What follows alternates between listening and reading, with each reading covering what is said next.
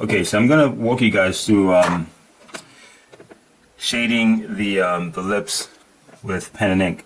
Now, like I'd mentioned in the other tutorials, the important thing is that we think about whatever we're inking in terms of its proportion and the structure and the light. All right. So the way this is set up, already laid it out in pencil. The light is coming from up down. All right, and as I said, whenever you're shading, whether it's with pencil or pen, you always think of, well, it helps to think of the form that you're shading in terms of simple forms, simple geometric forms. All right. I usually like thinking of the upper lip as like a cylindrical form, like so. All right. So it's almost like, you know, these would be, this would indicate the shadow, and then, you know, that marks a shadow border. All right. Which is pretty much what's going on. If you notice, you see like I have some cross contour lines already, like so. All right. Same thing with the lower lip. Now, another thing I should point out that's important. I see a lot of people sometimes when they start drawing, but instead of establishing first the lips as a part of the mouth as a larger mass, they start paying attention to the little details. All right. As I said before, that's something that you should focus on last. Should focus more on establishing this as a volume first, that it pops out of the paper, and then adding details that's like, you know, minor stuff you can do afterwards. Another thing is the boldest value should be the line between the lips. All right. I see sometimes people have the outline of the upper lip and lower lip. Sometimes it's just as bold as the middle lip and the middle line, and it shouldn't happen. All right. It's because this line is bold because it represents a crease of the cavity of the mouth. All right. And it also it avoids flattening the lips. All right, because you want it to pop forward. So I'm just gonna go in and start outlining.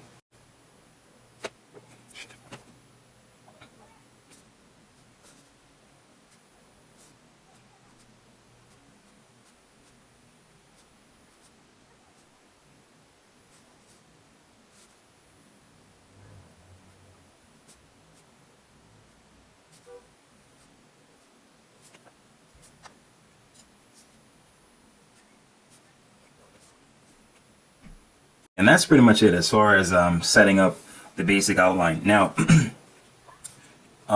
what you should focus on next is establishing the volume of this by separating the areas of light from shadow, and that will set up the volume of the upper and lower lips. All right. Now, you should remember that the lips are full. Okay, they actually have volume. Of course, it's more distinct with some people than others. But the idea is that you still want it to project as having volume. Now, an important thing to think about as well that helps is thinking about the lips as a part of the overall mass of the mouth. Okay, so for example, the upper lips put a cast shadow on the lower lips, and the lower lips also cast a shadow right above the chin. And we can see that in what's called like the pillars of the mouth, or the pillars of the lips. These are pretty much these two forms here, and you generally see the cast shadow on them. So you can use that as a way of giving the lips volume, because you're saying it's casting a shadow on something that's underneath. So that is important, establishing the volume of the lips as well, indirectly. All right. So it's important to also think about that. So now I'm just going to go in and start separating the major areas of light and dark, because the light is coming from up top. So naturally the areas, it's almost like the light source is above and somewhat to the left. See, so these are things you should think about when you're drawing. So everything is consistent, all right?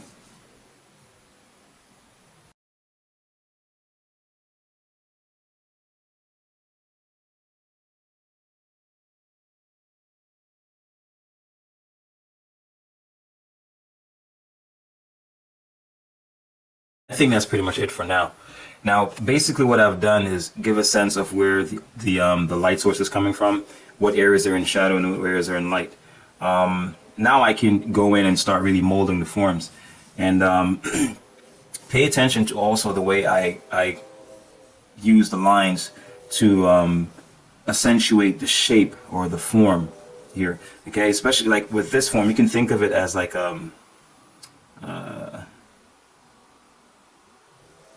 it's like a form like so. So it's like I'm using this and going around it like so. See, that's what I'm doing. All right.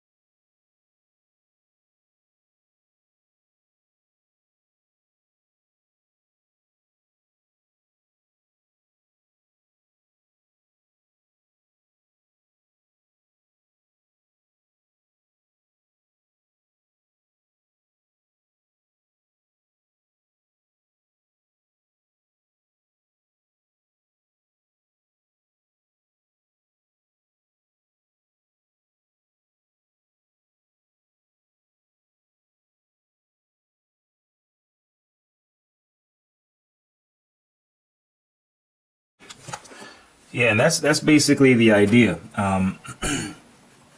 If you notice, some of the places I don't have a full outline that goes around the entire lips, and it's best not to do that, okay? Because with the human body, there's rarely any completely closed enclosed form.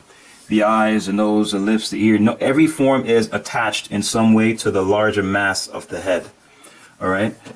So it's always good to leave forms open and not close them off completely, because it looks a little unrealistic, you know. And sometimes less is more. You know, sometimes it's best to leave certain forms open and let the imagination fill it in instead of trying to define every little thing. You can't. Okay. So it's you have to also practice leaving things open sometimes. Just defining enough to suggest a form sometimes is just as important as trying to define it completely. You know, the big idea is that you use your lines not just to add detail and to fill space, but use it to accentuate the shape of the form. So like with this, you know, I'm thinking in this sense, you know, the lines is coming like this, and it's going over, then it goes under and out. You know, here it's like it's going over like so, and it goes up, and you know, that's the feeling I have while I'm shading. See, like that. And you want, as I said with the nose tutorial, that you want to feel that under your lines, as if your lines is just following that. So while it's defining the shape, it's also obeying the light and value pattern that it has. So in the light area, the lines will be very light and very sparse. They're more dense in the shadow area and so on. So while it's defining the shape, it's also obeying the light and value pattern that it has. So in the light area, the lines will be very light and very sparse.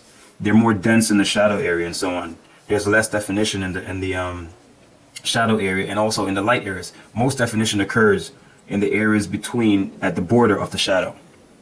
All right, so you know, these are just basic things to keep in mind. And notice that the lines that I use, are generally going across the form and not necessarily flat. And even in some areas, see, it's fine to use just stipples, just little dots. And that's enough just to suggest a value and leave it at that. Because by laying a line, then it can be interpreted as a border, and it can flatten the shape. And sometimes you just want to leave it open so you can breathe. And yeah, that's basically the idea.